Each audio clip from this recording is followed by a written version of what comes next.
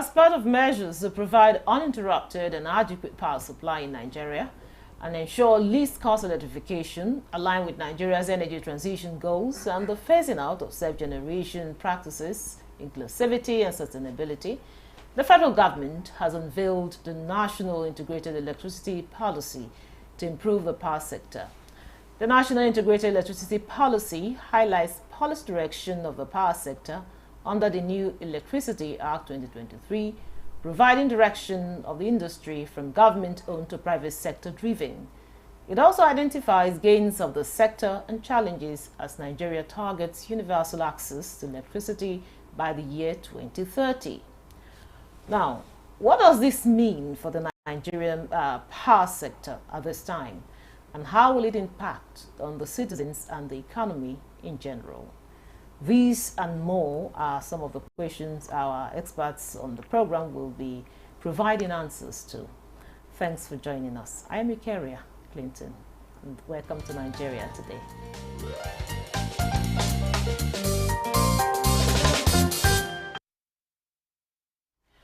With me in the studio for the conversation on the National Integrated Electricity Policy is NTE's power correspondent, Joshua Ujito.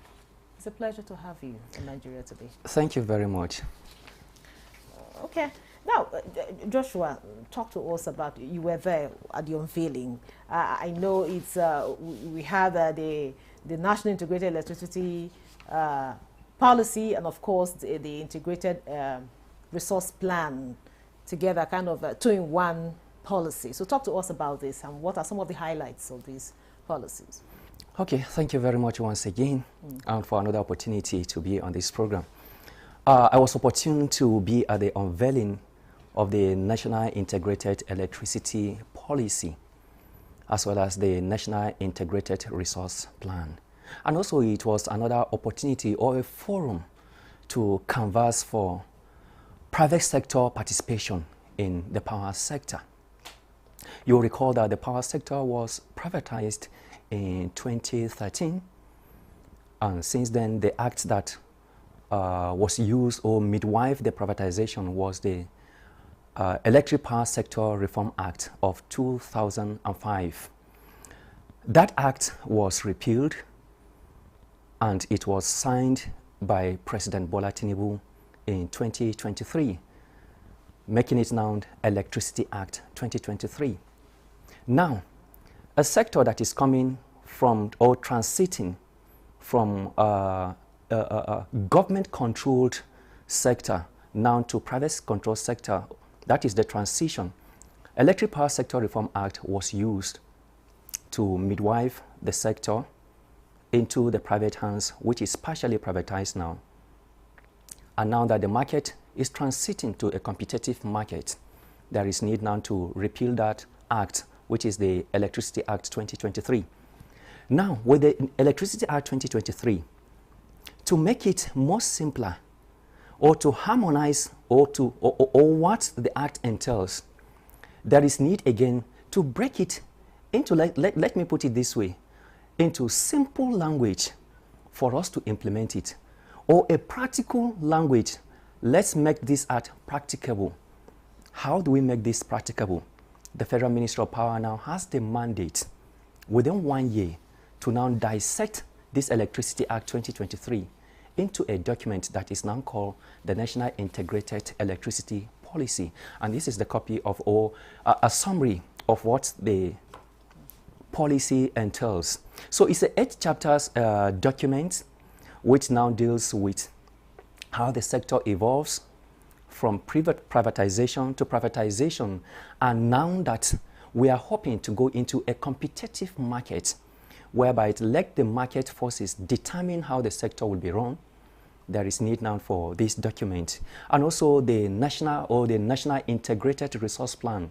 This is another document again that now look at the available resources that Nigeria has. How do we now harness it? Nigeria is so rich, it's a gas nation. Nigeria is rich in renewable energy sources, but all these are not tapped. And that is why there is need for this policy to harmonize this and bring it in a holistic way, bring all the sectors, all the sector players involved, and see how this can be implemented. And you also have to, let me draw your attention also that the new Electricity Act now decentralize the power sector in such a way that the subnationals can now go into it. And that is why we have now 11 states have already pulled out of the national market, establishing their own state electricity regulatory commission. But this cannot be successful if all stakeholders did not come together to harmonize how these subnationals will also collaborate with the federal government to ensure that the whole goal of this thing is to ensure universal access to electricity, how Nigerians can be able to access electricity using gas, using renewable energy sources, and so many other factors, and as well channel investment or attract more investment into the sector. Thank you very much. We are now being joined by Bode Fadikwe. He's an energy expert and also a public affairs analyst. Bode, it's good to have you in Nigeria today. Thank you so much for having me. Good evening.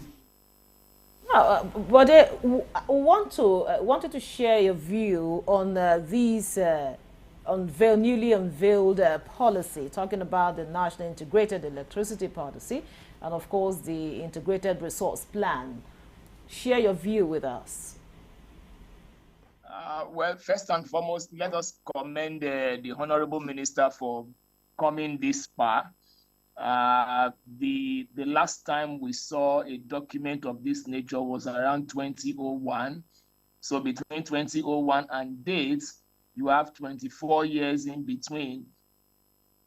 So it means that the document that has just been reviewed has existed for 24 years. And if a document has existed for 24 years for a sector as strategic and as important as the power sector, and given all of the developments that has taken place technologically all over the world, it's only important that we look at a document that can also bring the market in tandem with current technological advancement, current population development or the population growth, current need for market equity, for market response, current need for industries, and so many other needs like that. We need to look at a document that can give us a semblance of what we want. So, but having said that, I think one thing we must look at generally is what is the intention of this document? What does this document want to achieve?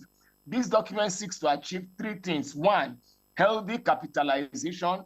It seeks to achieve universal access. And then it seeks to achieve electricity reliability. And I think these are the three things that the market has been pursuing for some time that the market has not been able to achieve. Healthy capitalization, by which it is meant that the market has access to capital that can bring about development. The market also seeks to use technological advancement to bring about universal access to electricity.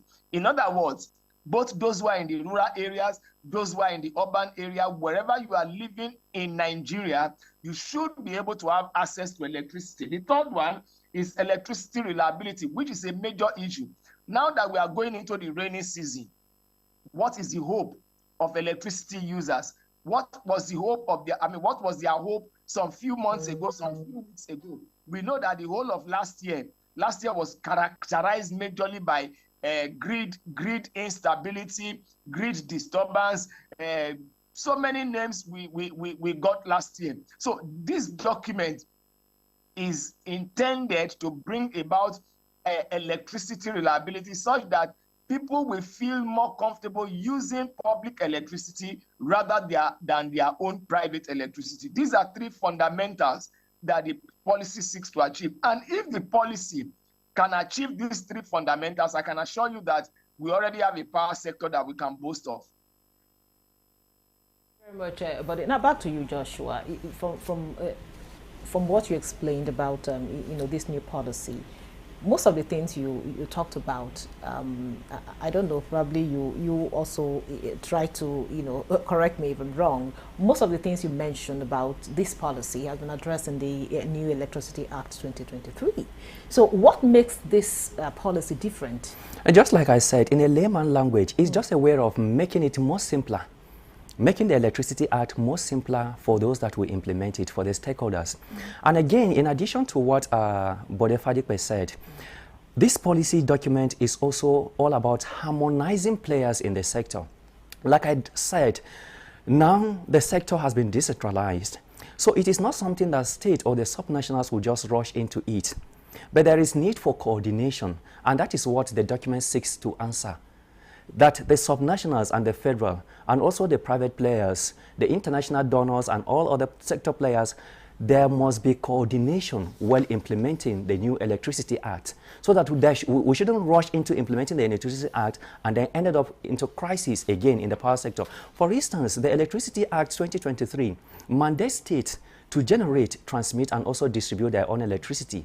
But you also have it in the new Electricity Act that in a situation whereby all the transmission electricity in the subnational should be within areas not covered by the national grid. That is to say, areas that are covered by the national grid, even if it is in the subnational jurisdiction, the NEC, that is the Nigeria Electricity Regulatory Commission, also have oversight over that one. Therefore, that is to say, the NEC also has a way of also regulating or overseeing what is happening in subnationals. And also, when transmission lines move from one state to the other, definitely it is under the purview of the NEC, not of the state. Therefore, the sector players need to come together, and then how do we implement this thing? So the policy document is more of harmonizing all sector players. Let us see how we can move forward. What Nigerians want is reliable electricity that is also available and also affordable. And also, just like Bode said, the document also seeks to open the sector to investors, the opportunities in the investors. For instance, like what the Minister of Power said in the afternoon during the unveiling, that just last year, only last year, the sector witnessed more than $2 billion investment, and government targets more than 50 billion investment in the sector before 2013. Therefore, all these things are also addressed in the policy document. So in a nutshell, what I'm trying to say is that there is no conflict between the policy document and the Electricity Act 2023. Rather, the policy document summarizes what is contained in the Electricity Act 2023, making it more simpler for sector players to work with. Now, Bode, you rightly mentioned some of the challenges we have in the power sector. How can this policy address these challenges? For instance, you mentioned the grid collapse that we keep having, over the years, and of course, in the area of power generation, distribution, and of course overall reliability. How can this policy enhance the power sector in these areas? Well, a policy roadmap that leads you to a destination. The policy is a guide. It's not an end on its own, but a means to an end. So I see a situation where different players in the sector, in the value chain, will pick different aspects of the policy and implement it as it relates to them. So let's take, for instance, generation sector looks at the policy and say, where does this concern me? The document, to the extent that I know, admits that we are still at 13,000 megawatts. So generation wants to ask itself, what am I expected to do to ramp up generation to go to 20,000, to go to 30,000, and to go to 50,000? What does government need to do? What enabling environments is government expected to do? Is government expected to be a guarantor between generating companies and financing institutions, whether local financing institutions or international financing institutions? As we have seen the Honorable Minister of power, going around the global community. I think it was in Japan recently, to also discuss about power issue. So to the extent of generation wants to see the extent to which it is supposed to use this policy to enhance its own functionality within the triangular environment of the sector. But again, there is also the problem. I know that as we speak today, because it's fantastic to develop a policy, but it's also more fantastic to have a functional policy. The generating sector, as we speak today, is being owed about 4.5 trillion. Does the document discuss how to liquidate this humongous? I mean, that's the budget of several states in this country today. It's only Lagos State that talks about trillion. Lagos and the federal government. All other states in this country are talking of billions. So when the generating sector alone is being owed 4.5 trillion, and we have a policy that is talking about electricity reliability, accessibility, and all of those things, then you want to start asking, is the document not a question of DOA, dead on arrival? Is that the kind of document that we are looking at here? So for me, the policy is a means to an end, not an end on its own. Will the implementers of the policy, will they have the political will to implement these policies that they have laid down? These are issues that we need to consider, because this is not the first time we're having a policy. Policies have been there, but to what extent? Just like a budget, what is the percentage implementation of the policies of before to talk about now that we have a new policy? What will be the percentage implementation when we go for another review? Thank you very much, Bode. We'll take a break here. The conversation will continue after the break. Don't go away.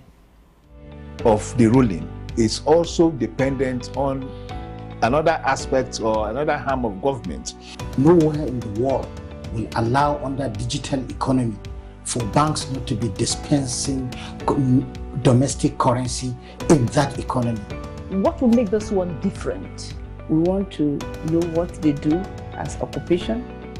All of these are attributes that our questions have been designed to investigate. In a few days to come, you see that we are all around their own crannies and everywhere in Nigeria, telling people to cooperate. Welcome to Nigeria Today.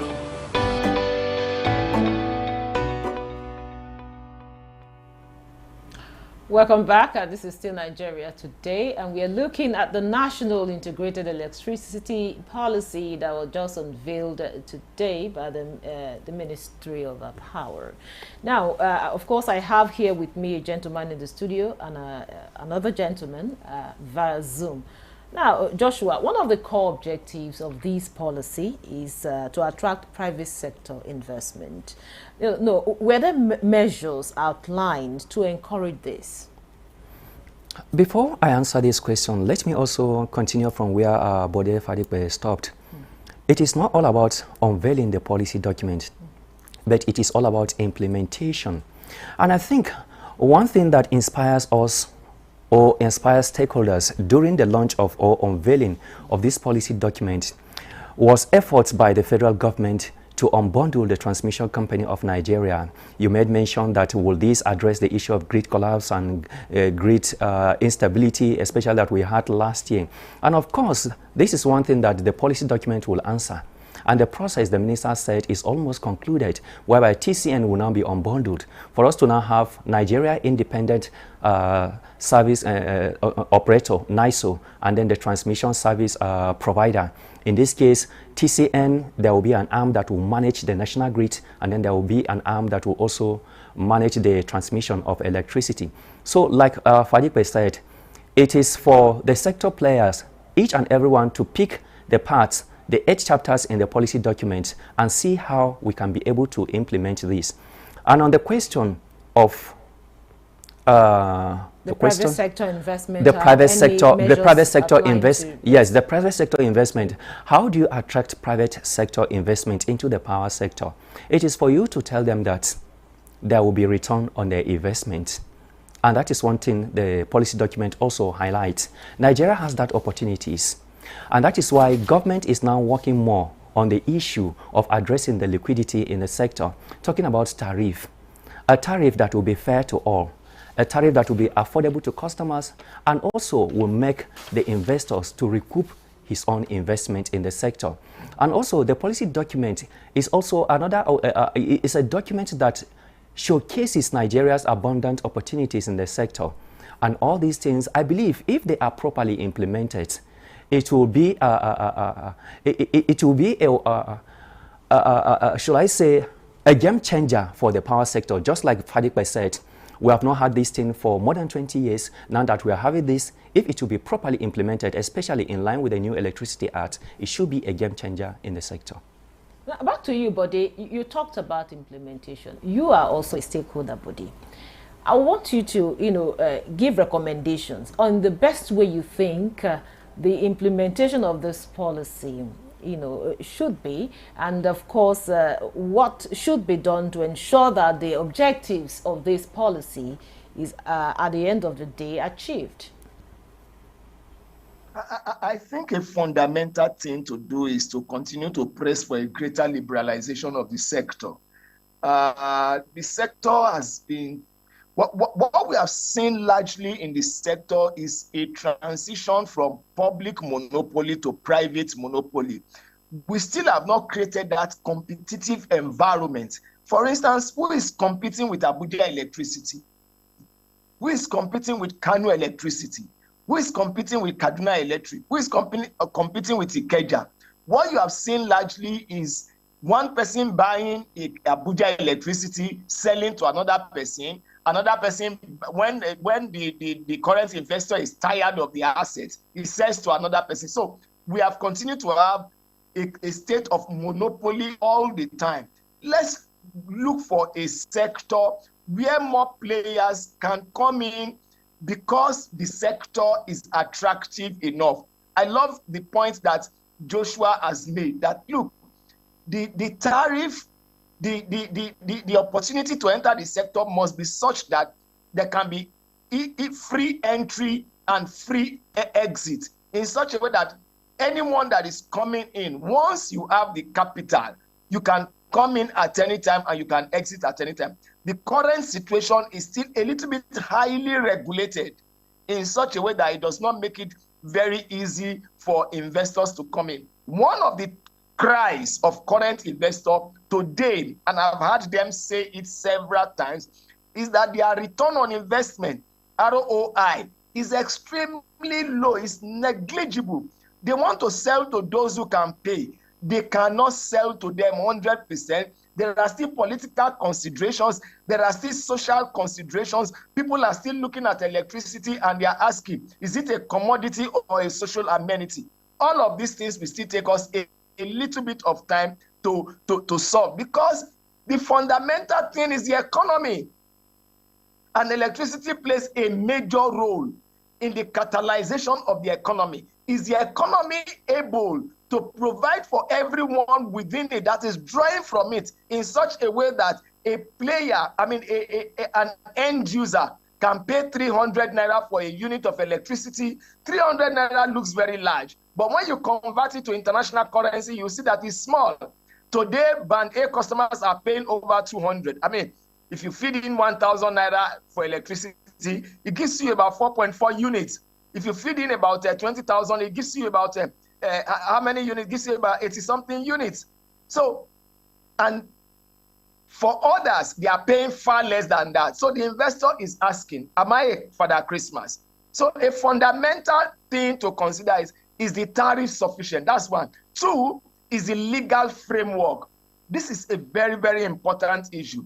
What is the legal framework of the sector? Number three, what level of respect do we have for contractual relationship in the sector today? Are the contractual relationships being respected? Because again, like we have always said, the policy is the policy, but the implementation of the policy is a fundamental thing that we need to consider. Is government ready to allow that respect for contractual relationship such that people can come in and say, yes, once we enter into this contract, it will work? I know that ABBA, for instance, which is the 12th disco today. It's no longer 11 discos, and I think we need to take note of that. We have Body, thank you very much. Now, just try in 30 seconds. You know, with the FEC approval next week, what should Nigeria, especially consumers, expect? Also other industry players, what should we expect? In the short and the long term. What Nigerians or electricity customers should expect when FEC approve this next week is a workable document. All what Nigerians want or customers want is when they switch their bulbs, they should see light. Industry players, they want electricity that can run the economy.